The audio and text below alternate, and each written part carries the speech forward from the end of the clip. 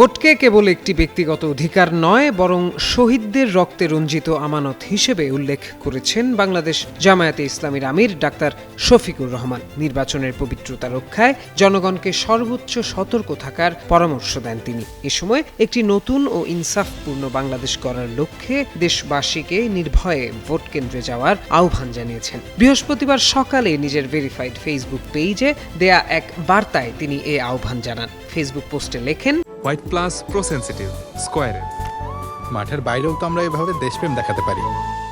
একটি ঐতিহাসিক দিনের সূচনা লগ্নে দাঁড়িয়ে সবাই। দীর্ঘ প্রতীক্ষা ও ত্যাগের পর আজ সেই দিন যখন ঐক্যবদ্ধ বাংলাদেশকে সঙ্গে নিয়ে সকলে জাতির এক নতুন অধ্যায় গড়ার মিছিলে সামিল হয়েছে। সকলকে ভয় ও দ্বিধা দ্বন্দ্ব কাটিয়ে ভোট কেন্দ্রে যেতে এবং উৎসবমুখর পরিবেশে পছন্দের সৎ, যোগ্য ও দেশপ্রেমিক প্রার্থীকে ভোট দেওয়ার আহ্বান জানান। ভোটদান থেকে শুরু করে ফল ঘোষণা পর্যন্ত যে কোনো ধরনের কারচুপি, অনিয়ম ও ভোট ডাকাতির বিরুদ্ধে ঐক্যবদ্ধভাবে প্রতিরোধ গড়ে তোলার নির্দেশনাও দেন পোস্টে। লেখেন, ভোট পরবর্তী প্রজন্মের জন্য একটি বাসযোগ্য, নিরাপদ ও ইনসাফপূর্ণ বাংলাদেশ গড়ার চাবি।